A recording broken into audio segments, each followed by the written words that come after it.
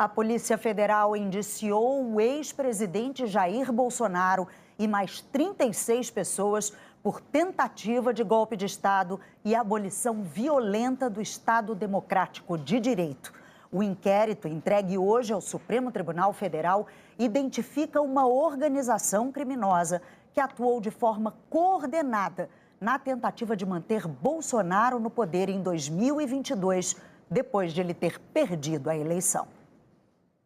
O relatório final, com 884 páginas, foi entregue ao gabinete do ministro Alexandre de Moraes.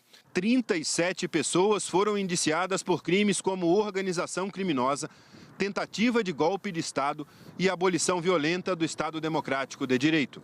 Na lista estão o ex-presidente Jair Bolsonaro, que já foi indiciado em outros inquéritos, o que investiga fraude em cartões de vacina e o que apura se ele e ex-assessores se apropriaram indevidamente de joias milionárias dadas de presente quando era presidente do Brasil. 4 ex-ministros do governo Bolsonaro, sendo 3 generais da reserva. Braga Neto, que foi ministro da Casa Civil e da Defesa e candidato a vice-presidente na chapa de Bolsonaro à reeleição. Augusto Heleno, ex-ministro do Gabinete de Segurança Institucional, Paulo Sérgio Nogueira, ex-comandante do Exército e ex-ministro da Defesa, e o ex-ministro da Justiça, Anderson Torres. Na casa dele, a PF encontrou uma minuta com teor golpista. Militares de alta patente, os generais da reserva Estevam Teófilo de Oliveira e Laércio Vergílio, o general da ativa Nilton Diniz Rodrigues e o almirante da reserva Almir Garnier Santos, que comandava a Marinha. A lista de indiciados também traz assessores próximos do ex-presidente. Felipe Martins, que foi assessor internacional da presidência, o coronel da reserva Marcelo Câmara, o tenente-coronel Mauro Cid, ex-ajudante de ordens de Bolsonaro, que fez delação premiada, e Tércio Arnaud, investigado por integrar o chamado Gabinete do Ódio. Há 2 políticos na lista, o presidente do PL, Valdemar Costa Neto, e o ex-diretor-geral da ABIN, Alexandre Ramagem, que hoje é deputado federal pelo PL. Também estão na lista os coronéis do Exército Alexandre Castilho Bittencourt da Silva, Anderson Lima de Moura, Fabrício Moreira de Bastos e Bernardo Romão Correia Neto. Os coronéis da reserva Cleverson Ney Magalhães e Carlos Giovanni Delevati Passini. Os tenentes-coronéis Ronald Ferreira de Araújo Júnior e Guilherme Marques Almeida. O tenente-coronel da reserva Sérgio Ricardo Cavalieri de Medeiros, o major da reserva Ângelo Martins de Nicole, o capitão reformado do Exército Ailton Gonçalves Moraes Barros e o subtenente Giancarlo Gomes Rodrigues. O relatório também indicia 4 dos 5 presos na última terça-feira, depois que a PF descobriu um plano para sequestrar e matar o presidente Lula, o vice Geraldo Alckmin e o ministro Alexandre de Moraes. O general da reserva Mário Fernandes, os tenentes-coronéis Hélio Ferreira Lima e Rafael Martins de Oliveira e o policial federal Vladimir Matos Soares. Completam a lista dos indiciados o engenheiro Carlos César Moretson Rocha, o policial federal Marcelo Bormevetti, o advogado Amauri Feres Saad, o padre José Eduardo de Oliveira e Silva e os empresários Paulo Renato de Oliveira Figueiredo Filho e Fernando Cerimedo. O relatório é a conclusão de uma investigação de quase 2 anos, um desdobramento do inquérito sobre a atuação de milícias digitais que se organizaram para atacar a democracia e o Estado Democrático de Direito. A PF afirma que juntou provas a partir de quebras de sigilo, buscas e apreensões, colaboração premiada, para confirmar a existência de uma organização criminosa que atuou de forma coordenada para dar um golpe, impedir a posse de Lula e manter Jair Bolsonaro no poder. No caso dos crimes de abolição violenta do Estado Democrático de Direito e golpe de Estado, a lei penal prevê punição inclusive para tentativa, mesmo que ela não tenha se concretizado. A previsão está no artigo 359-L do Código Penal, que diz: tentar, com emprego de violência ou grave ameaça, abolir o Estado Democrático de Direito, impedindo ou restringindo o exercício dos poderes constitucionais. E no artigo 359-M, que diz: tentar depor por meio de violência ou grave ameaça o governo legitimamente constituído. As penas máximas desses 2 crimes somam 20 anos de prisão. Com o crime de organização criminosa, pode chegar a até 28 anos de prisão. As investigações mostram que a mobilização envolvia milícias digitais, um braço operacional e um braço jurídico. A PF dividiu os núcleos de acordo com a atuação de cada um. O núcleo de desinformação e ataques ao sistema eleitoral era encarregado de produzir, divulgar e amplificar informações falsas sobre as eleições presidenciais de 2022. O núcleo responsável por incitar militares a aderirem ao golpe de Estado elegia alvos para ampliar os ataques pessoais contra militares em posição de comando que resistiam às investidas golpistas. O núcleo jurídico fazia assessoramento e elaboração de minutas de decretos com argumentos jurídicos e doutrinários que atendessem aos interesses golpistas.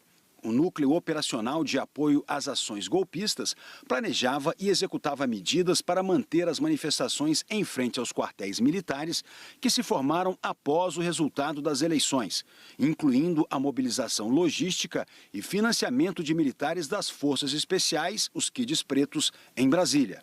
O núcleo de inteligência paralela coletava dados e informações que pudessem auxiliar a tomada de decisões sobre o golpe de Estado e monitorava o deslocamento e localização do ministro do Supremo Tribunal Federal, Alexandre de Moraes, e do presidente recém-eleito, Luiz Inácio Lula da Silva, e seu vice, Geraldo Alckmin.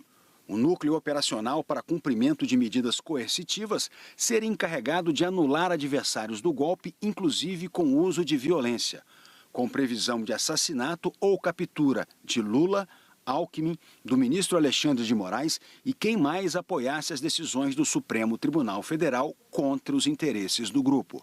Nas notas divulgadas hoje, a Polícia Federal não indicou como foi a participação de cada um dos 37 indiciados em cada um dos 6 núcleos. Em 2022, em diversos momentos, os indiciados deram declarações em tom golpista, que indicavam a disposição de ruptura com a democracia. O próprio ex-presidente Jair Bolsonaro se recusou a passar a faixa presidencial para o sucessor. Numa reunião ministerial, em julho, com a presença de Bolsonaro, o general Mário Fernandes, número 2 da Secretaria-Geral da Presidência da República, já falava em golpismo, adotar medidas alternativas, e fez referência ao golpe militar de 1964. Então, acho que realmente nós temos que ter um prazo para que isso aconteça e não para que eles raciocinem que é importante avaliar essa possibilidade, mas principalmente para que uma alternativa seja tomada, como o senhor bem disse, antes que aconteça. Porque no momento que acontecer, o que vai? É 64 de novo? É uma ajuda de governo? É o governo militar? É um atraso de tudo que se avançou no país? Que isso vai acontecer. Segundo a PF, no dia 12 de novembro, militares discutiram o plano Punhal Verde e Amarelo, que previa o assassinato de autoridades. A reunião foi na residência do general Braga Neto, que atuou como ministro da Casa Civil e da Defesa de Jair Bolsonaro e candidato a vice na chapa dele, derrotada nas urnas. Num vídeo divulgado uma semana depois numa rede social, Braga Neto saiu do Palácio da Alvorada depois de conversar com Bolsonaro e sugeriu a apoiadores que alguma coisa estava para acontecer. O presidente está bem, está recebendo a gente, não tem problema nenhum. Tá? Vocês não percam a fé. Não, tá bom. Lá na frente é só o que eu posso falar para vocês. Tem que dar um tempo, tá bom? Tá bom? Eu não posso conversar. Os pedidos de indiciamento estão sendo analisados pelo ministro Alexandre de Moraes, que é o responsável pelos inquéritos. Moraes afirmou que só deve encaminhar todo o material para o Procurador-Geral da República, Paulo Gonet, na semana que vem. É Gonet quem decide se oferece denúncia contra os investigados, arquiva os pedidos ou solicita mais diligências à Polícia Federal. Gonet terá 15 dias para tomar as decisões.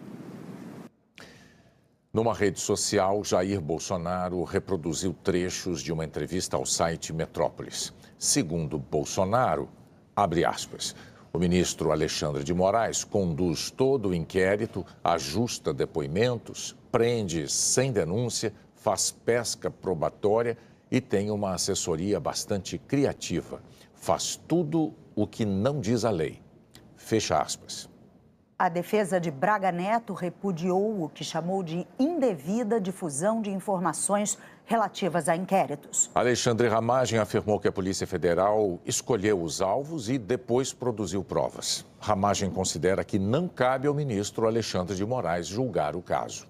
José Eduardo de Oliveira e Silva afirmou que a nota da Polícia Federal com a lista de indiciados é um abuso dos responsáveis pela investigação, que quebra a determinação de Alexandre de Moraes de sigilo absoluto. A defesa de Alexandre Castilho Bittencourt da Silva disse que faltam provas substanciais. Declarou o compromisso do cliente com o Estado Democrático de Direito e disse que Alexandre está certo da inocência. A defesa de Marcelo Costa Câmara e Tércio Arnaud afirmou que falta elemento concreto que os vincule às condutas investigadas e que o Ministério Público irá reconhecer a necessidade de investigações complementares. Paulo Figueiredo declarou que não esteve no Brasil em 2022 e que trabalha nos Estados Unidos, onde mora. A defesa de Ronald Ferreira de Araújo Júnior afirmou que ele não participou dos supostos crimes. A defesa de Almir Garnier afirmou que ele é inocente. Disseram que aguardam acesso ao inquérito as defesas de Guilherme Marques de Almeida, Amaury Feres Saad e Anderson Torres. A Defensoria Pública afirmou que ainda não teve tempo de se inteirar das acusações contra Ailton Gonçalves Moraes Barros. Augusto Heleno, Valdemar Costa Neto e Laércio Virgílio não quiseram se manifestar. Nós não conseguimos contato com Anderson Lima de Moura, Ângelo Martins de Nicole, Bernardo Romão Correia Neto. Mário Fernandes, Nilton Diniz Rodrigues, Paulo Sérgio Nogueira de Oliveira. Carlos Giovanni Delevati Pazini, Fabrício Moreira de Bastos, Fernando Serimedo. Giancarlo Gomes Rodrigues, Marcelo Bormevê, Rafael Martins de Oliveira e Vladimir Matos Soares. Não deram retorno ao nosso contato as defesas de Mauro Cid, Carlos César Moretson Rocha, Cleverson Ney Magalhães. Estevan Caos Teófilo Gaspar de Oliveira, Felipe Garcia Martins, Hélio Ferreira Lima e Sérgio Ricardo Cavalieri de Medeiros. O Exército declarou que não irá comentar.